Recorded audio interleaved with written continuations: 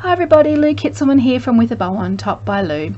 Somehow December has rolled around and this is our very last Creating Kindness Design Team video and blog hop of the year. I'm not sure how I made it to December, but anyway I did. So this theme for this hop is seasonal florals. So I live on the Sunshine Coast in Australia and we're just in our first week of summer. And the flowers that are most out and most in bloom at the moment in my neck of the woods are frangipanis. So I thought I'd have a go at making a lovely festive tropical Christmas card. So I've come up with a way to make these frangipanis. I'm really quite happy with how they turned out. Can you tell what punch I've used? I've used the Bold Builder punch. So it's actually quite easy, and fortunately for you I've had a few trials, and so you'll be able to learn from the few mistakes that I made. So let's get straight into it. Just pop those there. So for each flower you need 5 petals. I'm going to show you how I coloured them. So I'm using Stampin' Blends. Normally you would use a light and a dark when you're doing shading. So this is Daffodil Delight, but I'm going to use the light Daffodil Delight and the clear in exactly the same way that you would with the other. So I'm just going to take both the lids off. So I'm going to hold the tip and I'm working on what will be the center part of my flower, this part that goes into the middle here. So I'm just going to colour with the clear. And then I'm just going to add the light Daffodil Delight, and it looks a bit like a candle flame. And the reason that I've put the clear on is that gives you the base to help blend it. It just seems to soften a lot easier if you do that. So go back over with the clear and then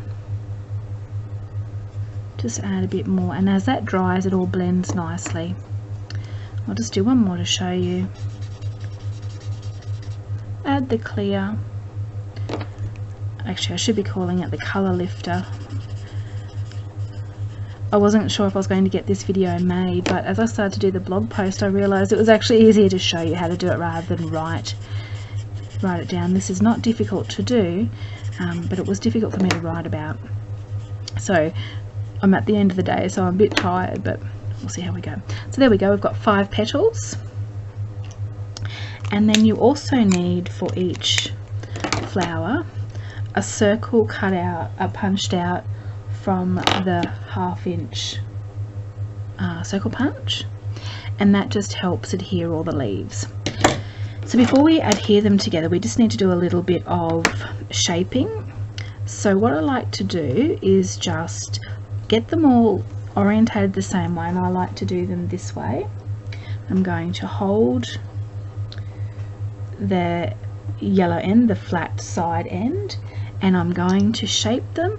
I'm just giving them a bit of a curl on an angle towards me, and as long as you do them all the same way it'll work out. There we go.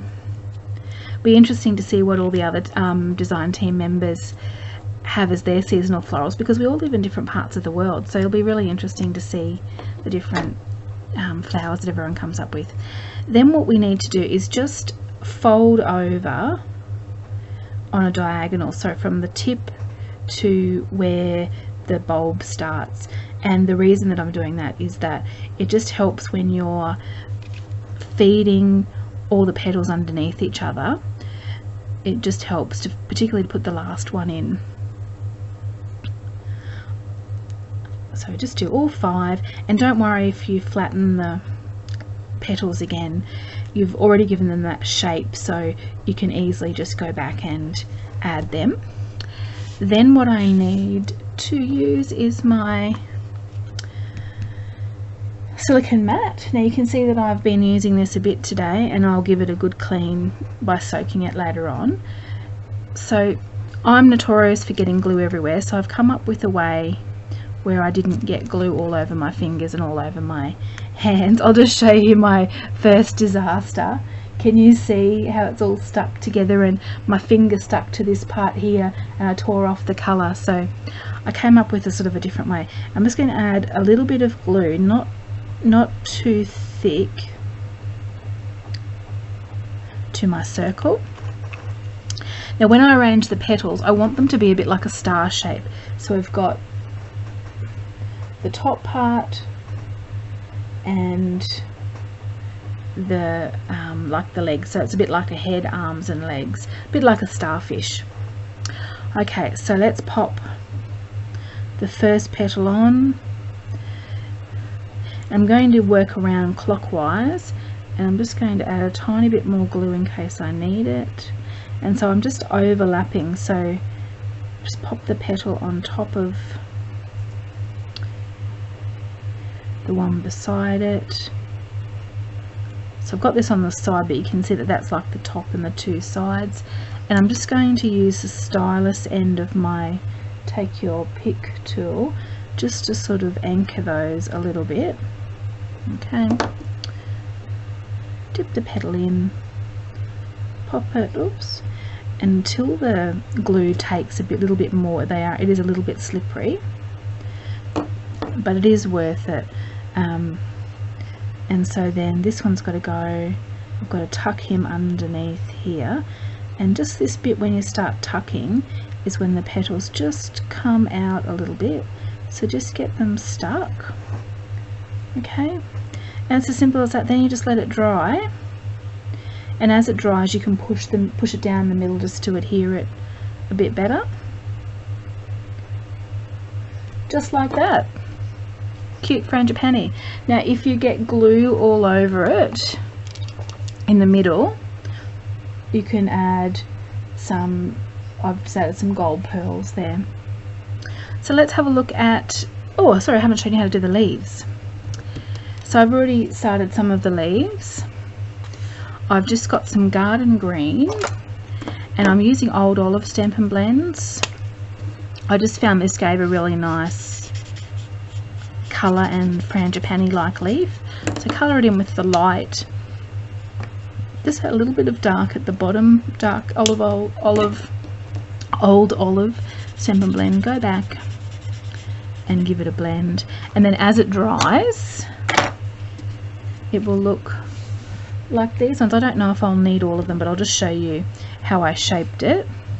Well, I've got Old Olive over my nail.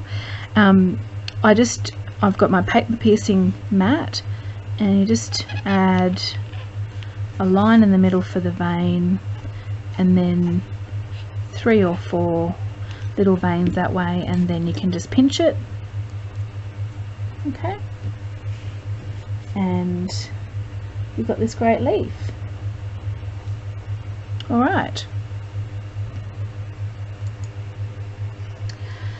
so we've got the basis in. Let's have a look at the card that I've started. I decided to make this as a special card, and it's one that I'm not going to post. So it's going to be an easel card. So what I've got here is a piece of cardstock that is the length of my regular cardstock. I'm using A4, and I've just made the biggest square that I could out of there. So this is the length, and the width is 14.8 centimeters. You'll be able to work it out if you work in inches. And fold it in half, and then fold the other half in half, or score it in half I should say. Okay, and then that's going to form your easel like that. So it'll sit up like that, be perched up like an easel. Okay, so I've put some tape on the front here, and I'm only putting the tape on the bottom half, the half that's closest to the flap. And then I've just got another piece that's the same size as my card front, and I'm just going to line it up with the part where there isn't any tape, just so I can get it straight. And so then it comes up like that, and then you've got it sitting up like that. So I probably have the camera a bit too close. And then I've used some of this gorgeous designer series paper from the Festive Farmhouse pack. I've matted it with cherry cobbler, And then I've just cut myself a frame using the stitched shapes and the layering circles out of champagne. I thought that that looked nicer. Oh, and the base, I should say, is grey granite. So I've just added some foam adhesive strips to my wreath, and I've also just looped the twine around. The twine comes from this Festive Farmhouse cotton twine pack. It's great because it's nice and thick and it's got this lovely texture and it's sort of soft. So I'm not going to stick this down yet. I want to adhere my twine behind. So let's just pop this where it's going to go. I think we'll do a bit more than half, but I quite like it on that line there. What do you think? Gee, I wish you could answer me. Okay, there we go. Pop that down, and then I'm going to pull those straight up. I'll probably cut it a bit too wide because our summer's just started. We're having a lot of thunderstorms. So parts of Queensland where I live have been having fires, and the part where we've been having lots of bit of rain and thunderstorms. It's crazy.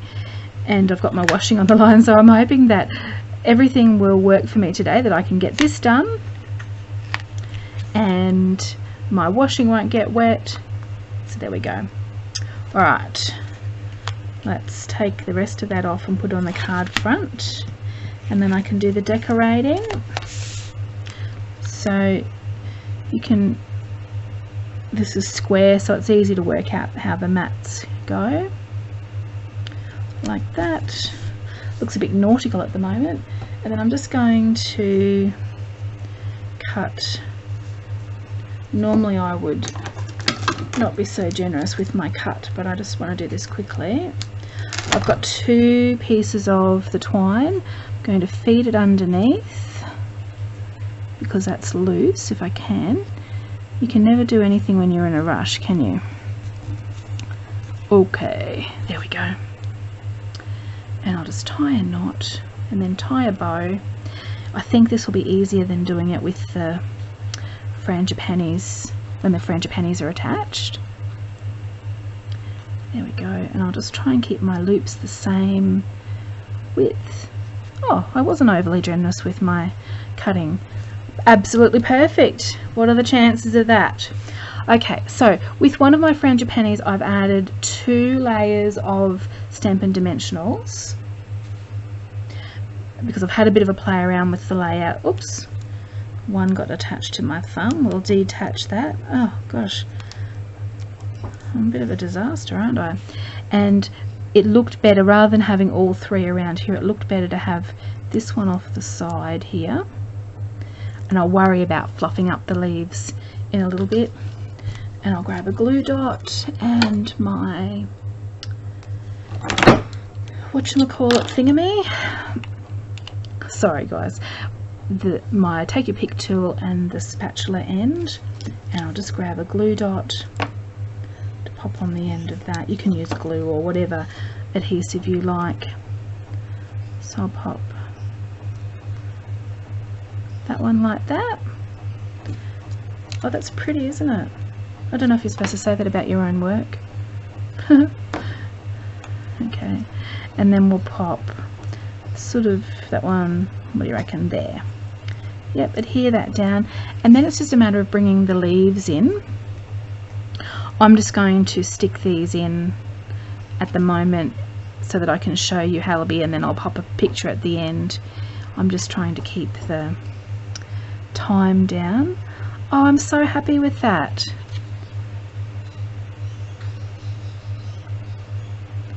So it'll be something like that, but I'll take my time and pop all those in. Isn't that cute? Because I'm aware of the time, so you'll be able to have a good look at that. Nice tropical card. And then on the inside, I'll just flip that over very carefully. I'm going to put the bit that you use to prop up the easel card. Now I have a feeling that I might have left out a step when I've been explaining it because I'm a bit tired, but you'll be able to go to my blog post and find out all that information. So I've used the Merry Christmas to All bundle where it's got these beautiful dies and stamps that go with it, and I've also used the Stitch Labels framelits to put this really cute cross detail on here, and I've just attached it with foam adhesive strips, and so then my card will just pop into that easel section, and so you can see that I'll be able to put my message down here, and then it'll fold flat. And as I said, this is not one I'm going to be posting. I'm just going to give it to the person. So I'll spend some time now arranging the leaves, and then I'll take some photos and pop them on here. So thanks everybody for watching. Thanks so much for all your support of the Creating Kindness design team throughout 2018, and we hope to see you back in 2019. And if you're watching my videos and you haven't subscribed, I'd love it if you do, because it's always great to have more people subscribing. So thanks everybody, and I hope you all have a very, very Merry Christmas and a fabulous New Year. See you everyone. Bye.